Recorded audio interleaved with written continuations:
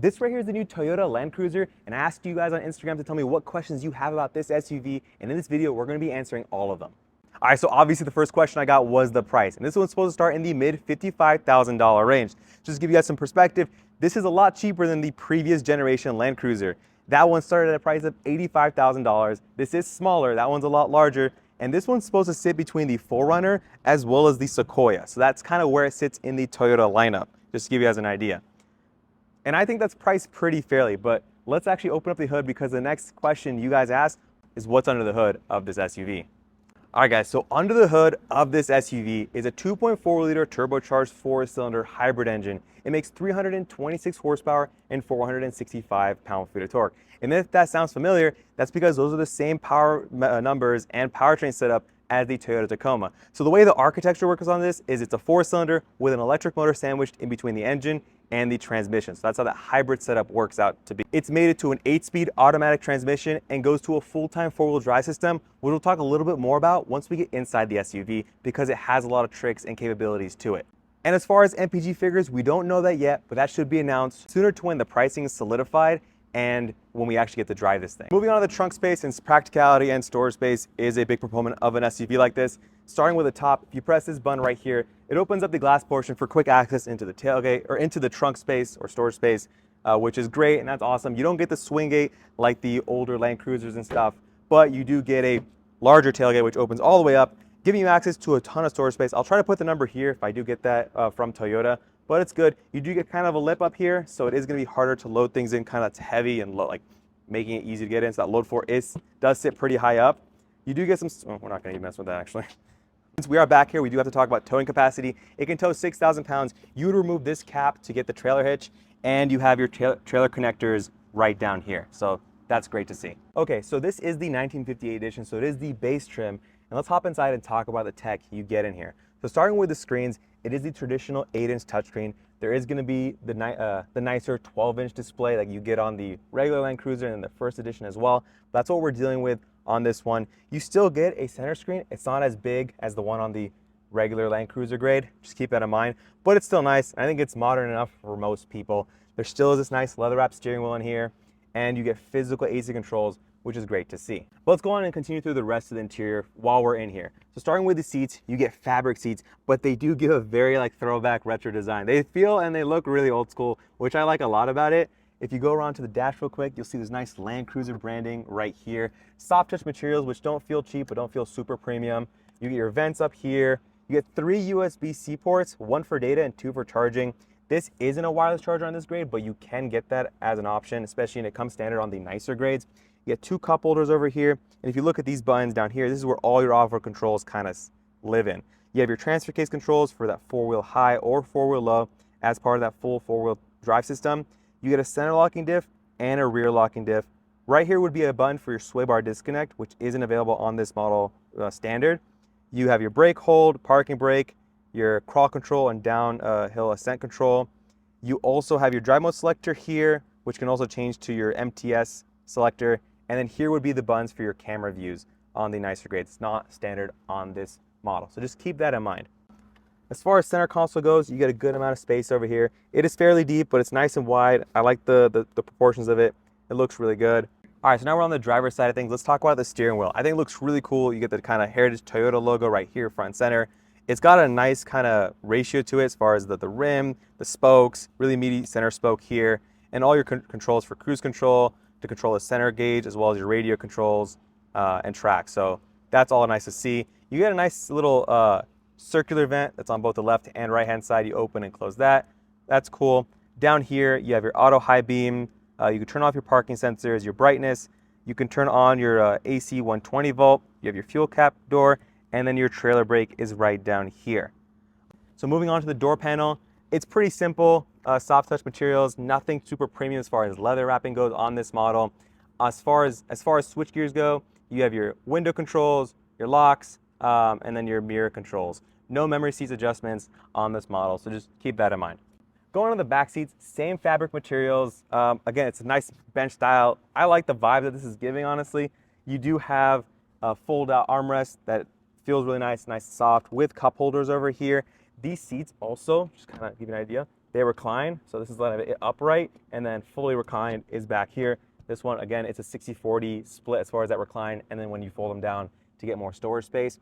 Coming down to the center kind of portion here, you get 2 USB-C ports, 12 volt, and then on the nicer grades, you do get climate controls. Outside just having vents, you can actually control the rear climate, which is nice. Seat back pockets, pretty straightforward stuff, but really good headroom and really good legroom. I'm 5'8", sitting behind myself. If you're taller, you would still have a ton of headroom and even a ton of legroom. Going back to the questions, one of you guys asked if you could put a wide body kit. I don't think you're gonna need to, honestly, because these fenders, they stick out pretty nice. They got the nice wide fender flare, got the plastic kind of molding on the outside. They look really good, and they're squared off. And this is the base model, but you still get these nice looking wheels. They're 18 inches. Let's see what the tires measure at real quick. They're 245/70 R18 tires. Again, I'm sure you can fit some more aggressive tread on here, some larger tires. The GX fits around 35-inch tires, so I don't think you won't be able to fit them on this. Let's continue on to the rest of the styling since we're on this topic. And starting with the front real quick, this one, the 1958 edition, has the rounded LED headlights. I love it. Really nice throwback. You have your turn signals right here. Full plastic front bumper, which I actually like to see because this is gonna get beat up, it's gonna get banged up, and these are just cheaper to replace. You do get a fog light down here, and if you look right here, you get a nice little vent to give you that air current that goes around to the wheels. They just reduce aerodynamic drag as much as possible, right? Coming along to the center grille, it is a flat plastic with nice silver, the Heritage Toyota lettering right here, and that's great. Down here, some more plastic, some more vents, but it's all boxy. Everything's boxy, squared. Again, throwback to some of the original Land Cruisers. They really try to bring that out in this new generation, and I think they did a good job with the design. Let's come along the side here and talk about the hood real quick. The hood kind of bulges up nice. You get 2 indents kind of on the left and the right-hand side, and then it comes really far back because this is a very upright windshield, which is good for visibility. As far as the mirror caps go, nice and squared off to give you that narrow, width, so it's not just swinging, hitting a bunch of sticks and bushes and stuff like that. So these window surrounds are all blacked out, give it a nice clean look to it. You get blacked out door handles, but you still get keyless entry and go, which is nice to see. That was me accidentally locking it while the keys are in there, so just sorry about that. Just like the GX, you get a nice little kink that comes up here. That's a nice little accent to it. And then coming around the back, the same squared off fenders, and then a nice little bulge on the fender. So I do like that aspect of it. As far as the deck lid spoiler goes, it's nice, tasteful, sticks out. And then they did put the windshield wiper down here. They didn't fit it up here, but I'm not mad at it. You get a nice handle out of it for lifting up that glass portion. As far as the taillights go, they're nice and boxy, look cool, very clean. And then you get the iForce Max, just because this is exclusively powered by that 2.4 liter 4-cylinder hybrid. And as far as the rear bumper goes, it's plastics. But I really think a lot of the aftermarket is going to take advantage of this as a platform. You get a base model like this, you expect the plastics, but a lot of people are going to remove those and put what they want onto it, whether they want to rip it off completely or get a better clearance rear bumper, something with metal for added protection. All right guys, so right here is the regular Land Cruiser. This is not the base model. This is kind of sits in between this and the first edition, which they're only making 500 of. So this is what I think most people are going to get. And let's start with the design and what kind of makes it unique from what we just saw. You get more paint matched body panels down here, the LED fog lights, but the headlights are the biggest difference. You get that triple beam projector setup, LED daytime running light, and this nice kind of grille pattern down here, which is what really sets us apart. So that's how you're gonna know off the bat whether you're getting this or that 1958 edition model year. But let's continue on the side. Let's talk wheel package and other styling differences.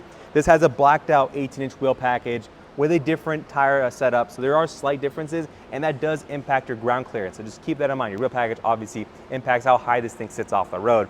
But as far as the fender flares and the plastic cladding, it is the same deal here. You come along the side, same blacked out mirror caps, but you do get a different color on the roof panel, which is a nice thing to see. I like that a lot. And this one has roof rails up top. So that's a cool addition and what really sets us apart from that base model. Come around the side here, let's keep kind of doing a quick walk around the entire vehicle. I like this blue paint. This one does have a blacked out Land Cruiser badge. This is color matched to match the rest of the car. Blacked out Toyota right here, which is really cool. And then the same iForce Max badging down there. But the biggest difference is gonna be what's on the inside. So let's hop in here real quick and check that out. All right guys, so inside, it's gonna be a lot more premium of a setup over here. Let's first start with these seats.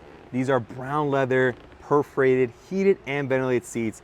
And while those had a nice vibe to it, these are just ultimately nicer, more comfortable, and have more features. Going on the dash, you don't get that Land Cruiser badging right here. You just get this nice little trim that goes to this nice little aluminum-like finished plastic right here. And then this is that larger 12-inch touchscreen. This is a prototype, so we're not gonna turn on and play with it, but it works just like the other 12-inch displays you see on like the Grand Highlander and things of that sort. Apple CarPlay, Android Auto, all that good stuff built right in. As far as the rest of the car goes, you do have AC controls down here. You have your camera view button, which I mentioned earlier, 3 USB-C ports, and this is where the wireless charger would be.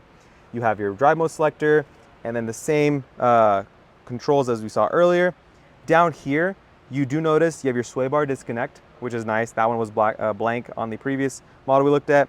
But other than that, it's the same here. Center locker, rear locker, available regardless of what grade you get, which is awesome to see. But in the rest of the inside here, it's pretty similar, pretty straightforward.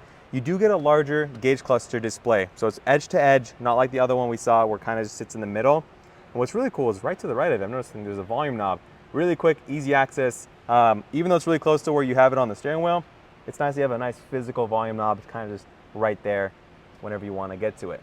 So, and while that one doesn't have a sunroof, this one does. It slides open, it tilts up, and then you do get the shade when you want to cover it up completely. On the driver's side for this Land Cruiser grade, you do have memory seats right there. So we didn't see in the last grade, but it is on this trim level, which is nice to see. But aside from that, the only addition you have here is your fog light button on the center, and then your power lift gate on this, where that one was a manually opening lift gate. So those two buttons are the biggest difference I noticed between the two just right now. Hopping inside back here, same reclining seat setup, same fold-out armrest with cup holders, but the biggest difference, like I was saying, is your AC controls, which are right down here. You control fan speed, temperature, and then auto, or you can control where it's pointed to, and you have your off button.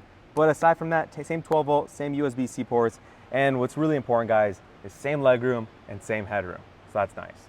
All right, guys, that's gonna wrap it up here. If you guys have any other questions, drop them in the comment section. I'll try my best to answer it as Toyota starts to send out more information on this SUV. If you enjoyed this video, subscribe, smash the like button, and I'll see you guys in the next video. Peace.